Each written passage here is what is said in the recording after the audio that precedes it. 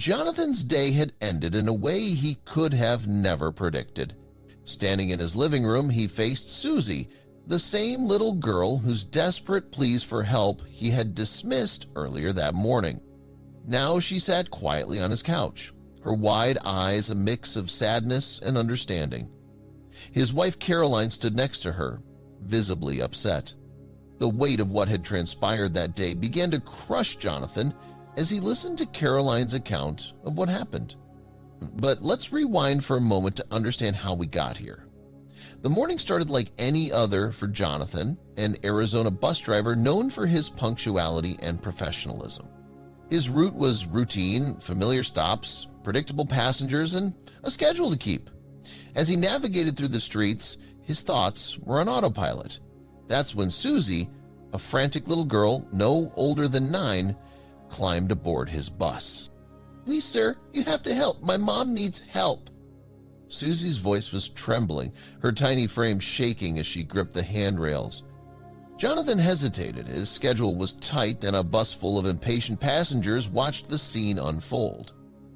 "Sweetheart," he said, trying to keep his tone calm, "I can't stop the bus. You need to find someone else to help."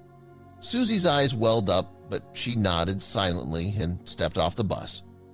Jonathan pulled away, her figure disappearing in the rearview mirror. He shook off the encounter, convincing himself that someone else would step in to help. After all, he wasn't a hero. He was just a bus driver. Hours later, as Jonathan returned home, he anticipated a quiet evening. Instead, he opened the door to find Susie sitting on his couch. Caroline, his wife, was by her side, looking at him with a mixture of anger and disbelief. Susie announced that after they visited the tree, she would show Jonathan some footage of someone murdered. "Jonathan!" Caroline began, her voice steady but laced with disappointment. "This is Susie. She's the girl you turned away today." Jonathan's heart sank. He stood frozen as Caroline continued. "I found her crying on the street. She took me to her mother, who was unconscious by the roadside. I called an ambulance and we rushed her to the hospital. The doctors said it was a stroke and that if we hadn't gotten her there in time, she might not have made it."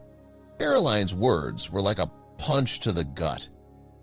Jonathan's mind raced as guilt washed over him. The memory of Susie's tearful face as she begged him for help played on a loop in his head. He realized how close he had come to ignoring a life-threatening situation. "Susie," Jonathan finally managed to say, his voice shaking, "I am so sorry. I should have listened to you. I made a terrible mistake." Susie looked up at him, her small face calm but resolute. "It's okay," she said simply. Her forgiveness, so pure and undeserved, made Jonathan's heart ache even more. Caroline wasn't ready to let Jonathan off the hook so easily. "You need to do more than apologize," she said firmly. "You need to make this right."